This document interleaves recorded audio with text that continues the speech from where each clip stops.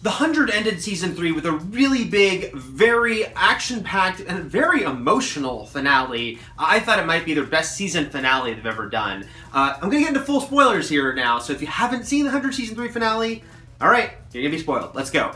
Yeah, you know, right from the start, this episode just had moments that really got you. You know, Abby being brought back by Clark and sort of having to deal with what she'd done in that moment, which was really well acted by both Eliza Taylor and Paige Turco. And from there, you know, we just went into an episode that had a lot of great sort of big wow moments. The people climbing the tower, Raven sending her sort of symbol to Clark, and of course, Lex's awesome return, leaping over those steps and saving Clark. Mixed in with, like I said, these very emotional and impactful moments that I thought really worked well.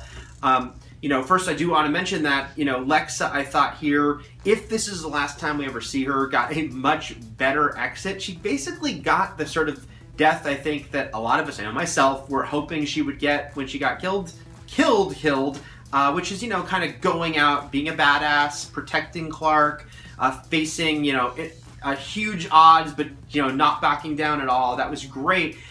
There is a question, though, you know, we didn't really see how that fight ended. Does the City of Light even still exist with Allie gone? Who knows?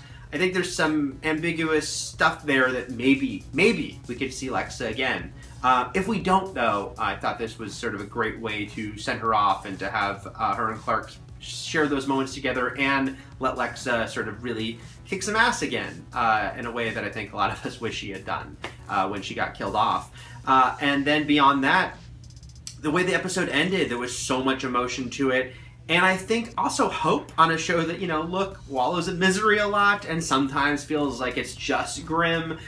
You know, Clark telling Allie, you know, we will find a way to beat this, when Allie was trying to tell her, you know, that there was no way out, that she had to stay in the City of Light to save everyone. I loved Clark saying that because it showed sort of a new perspective, you know. Monty said something similar to Jasper about, we'll get through this. And it really did feel like they were sort of, you know, opening up the show, taking these characters who've been through such hell and showing, no, maybe there is a way through. Maybe, you know, they can get past this, which I think was great.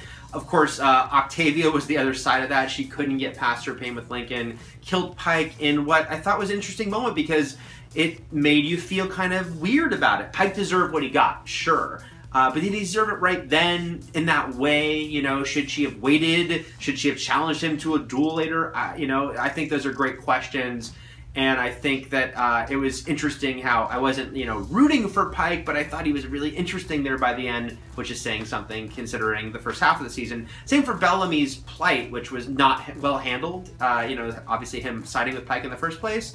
But then he had a great moment here in the finale, kind of owning up to a lot of that and telling Pike how wrong he was to see things in such black and white nature. So a lot of great character interaction in this episode and a lot of great moments. Even at the end, everyone came out of the City of Light in pain, certainly, but Abby comforting Kane, it was, you know, it felt like they are there for each other. And it was nice to see those connections happening and to feel like, you know, yeah, the idea that these characters can get through all these horrible things together. The ones that survive, at least.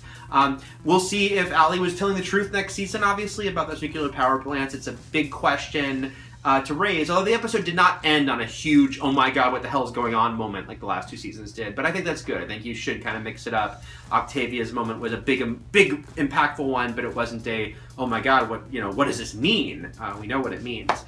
So yeah, overall, I love this episode. You can read my full review at IGN.com. Give it a 9.5. Dug it. Let us know in the comments what you thought, and for plenty more on the 100, keep it here at IGN.